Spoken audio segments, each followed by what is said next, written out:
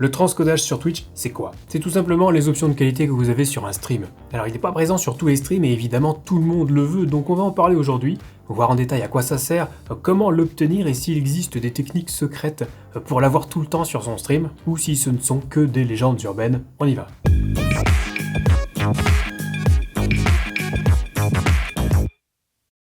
Salut YouTube, c'est Tom, bienvenue sur cette chaîne qui traite tous les sujets en rapport avec le streaming, plus de 120 vidéos pour vous aider avec des tutoriels, des conseils, des tests de matériel, la totale. Et avant d'entrer dans le vif du sujet, un gros merci au sponsor de cette vidéo.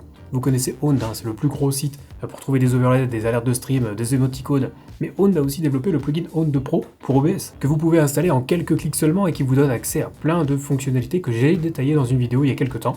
Et pour encore plus de fonctionnalités, vous pouvez vous abonner à partir de 12€ par mois, c'est dégressif. Si vous vous abonnez sur une plus longue période, vous pouvez aussi essayer la version gratuite, il n'y a pas de problème. Mais surtout avec un abonnement, vous aurez accès à tous les thèmes et overlays de votre choix. Il y en a plus de 400, idem pour les alertes de stream, il y en a plus de 400 aussi, et vous pouvez tout tester. En plus maintenant, la plupart des éléments sont disponibles en français. Vous avez par exemple la possibilité de récupérer le pack de stream Zero Absolute Gaming, développé en partenariat avec Owned, mais ce n'est qu'un exemple évidemment. Si ça vous intéresse, je vous laisserai mon lien affilié dans la description juste en dessous, un lien vers la vidéo pour tout savoir sur le plugin d'Owned Pro, et vous pouvez désormais utiliser mon code promo TomTom pour bénéficier de 50% de réduction sur les abonnements annuels.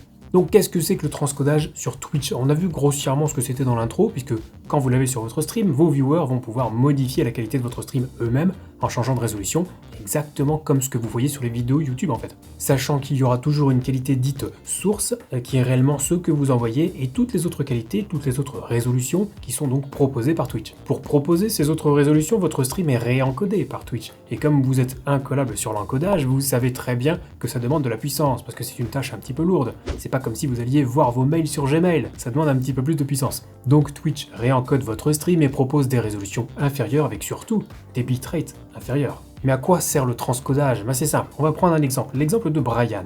Brian est un jeune streamer, il n'a pas réussi à avoir le transcodage sur son stream. Il a réglé OBS pour faire un stream de qualité avec un beau bitrate à 6000 kbps par seconde. Donc en mettant de côté le bitrate audio qui va encore ajouter 100, 200 kbps par seconde en plus, on va dire que en gros, Brian envoie 6000 kbps par seconde au total. Donc 6 mégabits par seconde. Et si Brian envoie 6 mégas, ça veut dire que ceux qui sont à l'autre bout du stream devront avoir au moins 6 mégas en download, en débit descendant, pour pouvoir voir le stream en qualité source, puisqu'il n'y a pas de transcodage aujourd'hui. Mais admettons que j'habite au hasard à Thierville, dans l'Eure, j'aime la campagne et le fromage de vache, donc je suis très content. Mais ma connexion internet est vraiment moisie. Je n'ai pas 6 mégas en download, donc je ne peux pas voir le stream de Brian. Parce que je serais très content si je pouvais regarder un stream en 480p avec un bitrate de 1200 kbps par seconde comme le proposerait Twitch s'il y avait le transcodage. Mais je ne peux pas, je suis dépendant de la vie de Brian.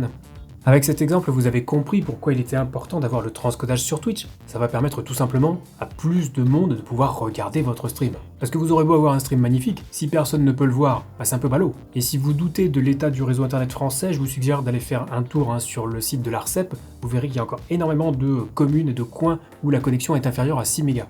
Autre point notable, pour ceux qui sont sur téléphone, ça peut être intéressant aussi de baisser la qualité du stream pour consommer moins de données.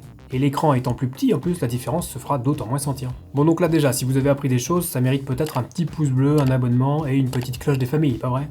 Mais alors, comment obtenir le transcodage Twitch? La solution la plus simple, c'est tout simplement de devenir partenaire Twitch. C'est super facile, il suffit d'avoir 75 viewers en moyenne sur les 30 derniers jours, c'est une paille. Alors plus sérieusement, oui, les partenaires Twitch ont toujours le transcodage sur leur stream, ça fait partie de leurs avantages. Ensuite, en fonction de ce qu'il reste comme ressources sur les serveurs de Twitch, les affiliés peuvent profiter du transcodage, puis enfin les non-affiliés. Donc je confirme que les affiliés n'ont pas tout le temps le transcodage.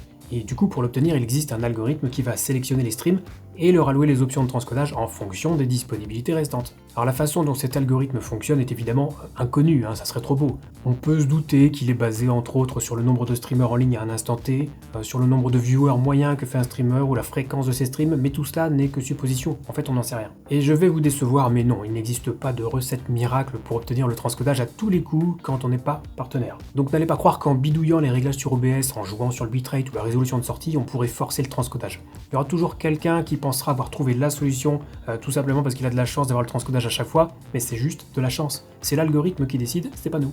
Sinon, il existe une méthode pour essayer d'avoir le transcodage, certains la connaissent déjà, c'est de relancer son stream plusieurs fois de suite, en vérifiant à chaque fois sur son live si les options de qualité sont là ou pas. Alors des fois on l'a tout de suite, des fois il faut relancer 10 fois le stream, c'est très pénible et j'en sais quelque chose puisque c'est quelque chose que je faisais quand j'étais affilié au tout début. Mais honnêtement, le transcodage a tellement d'intérêt que j'estimais à l'époque que ça valait le coup de se prendre un petit peu la tête en début de stream pour le récupérer. Et bien entendu, même cette méthode a ses limites, des fois ça ne veut pas même au bout de 20 fois. Mais il y a une astuce que vous pouvez utiliser, c'est que si vous lancez votre stream et que vous voyez que vous n'avez pas de transcodage sur votre live, si vous utilisez OBS, vous allez pouvoir modifier le bitrate même si votre stream est déjà lancé. Donc à ce moment-là, on peut partir sur un compromis au niveau du bitrate, c'est-à-dire obtenir quelque chose de relativement convenable au niveau qualité sans pour autant devoir mettre une valeur de bitrate trop élevée. Et pour ça, je vous renvoie à nouveau à la vidéo que j'ai faite sur le bitrate pour mieux comprendre comment ça marche. Et alors dernière petite chose concernant le transcodage, il semble qu'il soit différent entre les affiliés et les partenaires. Et oui, parce que les partenaires ont toujours le transcodage, ça on l'a bien compris, mais en plus leur transcodage utilise le X264, en tout cas en date de 2017,